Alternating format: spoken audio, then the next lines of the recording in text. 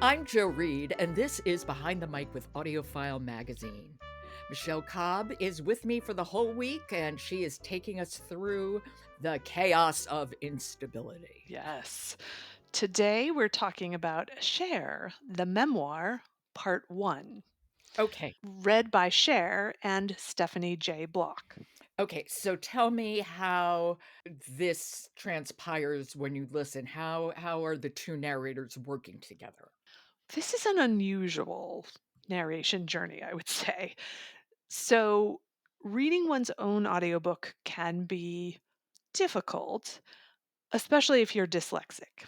In this case, the author, Cher, is. So, she splits the narration with an actor who played her in the Broadway musical of her life, and Cher starts each chapter, and somewhere Stephanie takes over. And how do those transitions work? Is it strange? Are their voices very similar? Well, I wouldn't call it seamless, but I do think Stephanie does a good job of kind of finding that pace and tone, even if she's not Cher herself. Now, this is part 1. Yeah, 16 hours, part one. 16 hours of part 1. So, where does it begin? And most importantly, where does it end? Where does she bring us to?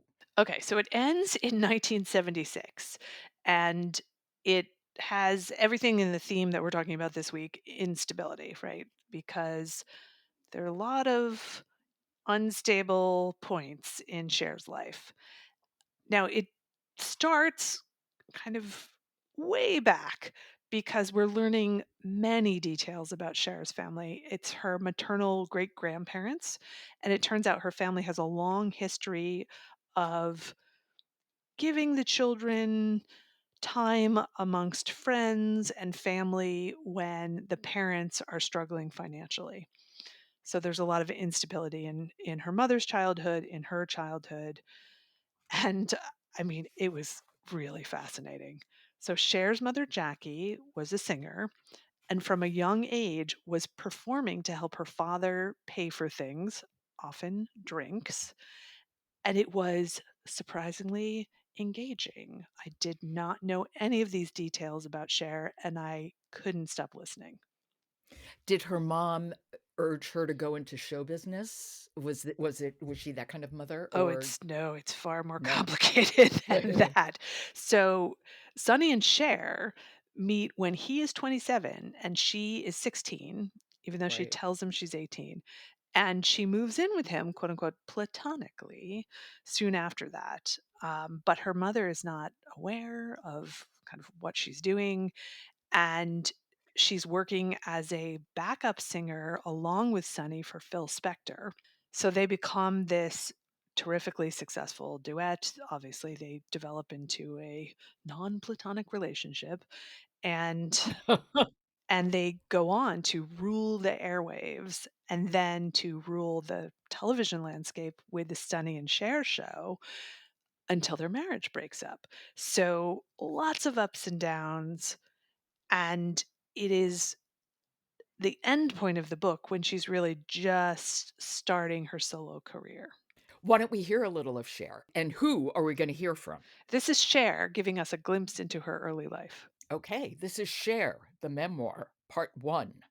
It's written by Cher, and it's read by Cher and Stephanie J. Block. We're gonna be hearing from Cher. One of my greatest childhood memories was going to get our first TV. My mom had a doctor's appointment, and my dad said he would have a special surprise for us afterwards. I was thinking ice cream. Instead, he brought us to an appliance store where he had bought this amazing giant TV. It was in a maple console. I'd never seen a TV in a piece of furniture before. It probably wasn't as big as it seemed then, but all I know is my mom was ecstatic. We brought it home, and my dad and Kenny set it up. The console sat on the floor, and everybody looked at it like it was a new baby. I wanted to be with the grown-ups oohing and awing, but my dad ruined it by saying I needed to take a nap before everyone could sit down and watch a movie together. I thought, what's the matter with him? I tossed and turned, but I couldn't fall asleep. I sat up, looking out of my window with my chin on my hands until my dad came in. Yeah, I'm going to borrow that phrase. I see what you mean about Cher sounding a bit stilted is the wrong word, but I'm searching for the right word. Not falling into the material the way a professional Yeah, narrator. so I like to use the word fluid. She's not as fluid as Good word. Stephanie is. Okay, so that is Cher, the memoir part 1. Do we have any idea when part 2 will come out? I didn't look that up, but I will be listening to it. That's for sure. Okay, it's by Cher, read by Cher and Stephanie J. Block. Thank you so much, Michele. We shall speak tomorrow. Don't forget to stop by audiofilemagazine.com, where you can find hundreds of reviews, as well as interviews and articles about authors and narrators. That's audiofilemagazine.com. I'm Jo Reed. I'll talk to you tomorrow.